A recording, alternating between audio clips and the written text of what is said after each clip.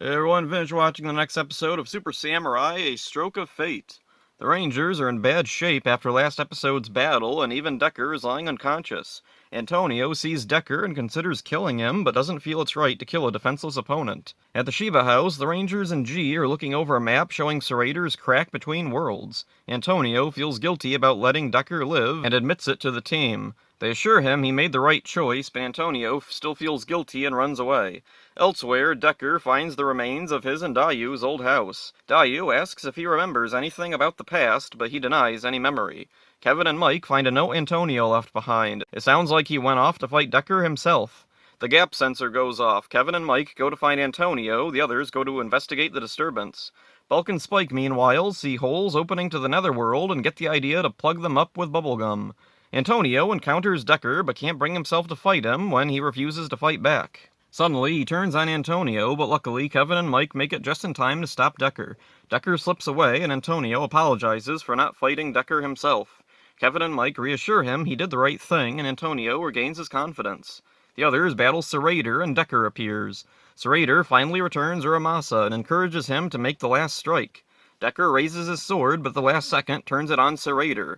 Serrator is confused, and Decker explains that he doesn't share his hatred of humanity, he only wanted the sword.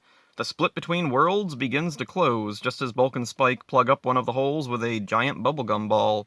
Unfortunately, they get caught in it like Katamari. The Rangers fire the Bullzooka at Serrator, destroying him. He returns giant, and the Rangers call all the Zords they have. It's a tough battle, and I don't even care Jaden uses useless Shogun mode. They strike him with the Gigazord, but even it can't beat Serrator.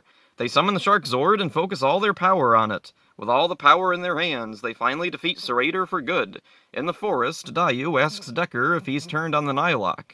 He responds that he just wants to end his curse on his own terms. This is definitely one of the best episodes of the season. Antonio gets some relatively intense scenes, considering what's going to follow. No following season would get anywhere near as serious a topic as whether or not it's right to kill a defenseless enemy. What's even more shocking is that it's handled well. No sugarcoating or cop-outs, it's presented very straightforward. It's so surreal to see what would very quickly become a babyish show after this tackle such a subject. Can you imagine Ninja Steel or Dino Fury doing something like this? Bulk and Spike get a fun little plot, not necessary like usual, but it's fitting. I would have liked if they'd actually succeeded in achieving something.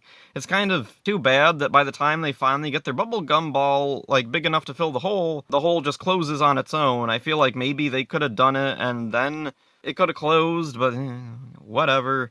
Decker turning on Serrator is a twist that's both expected and unexpected. He's been such a wild card, he could have gone either way, and I wouldn't have been surprised. What makes it satisfying is his direct connection with Serrator. Serrator is responsible for Decker's existence and has now seen his own creation betray him. It's ironic justice. The Rangers utilize all the Zords they have, and it's cool to see them all together at once. Serrator puts up a strong fight, so it doesn't feel forced that they have to use so much power against him. The useless Shogun mode shows up, which I guess had to, since it's been talked up so much in the past episodes. Practically, it serves no purpose, but the Rangers sure seem to think it does. This episode sticks very close to its Shinkenger counterpart, so close we even get a shot of Fuwa Juzo standing in for Decker.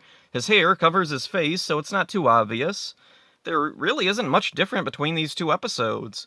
There's a couple of lines not kept over here, some settings are different, but that's about it. Daigoyo is the one to alert the team about the Gold Ranger going off on his own instead of a note.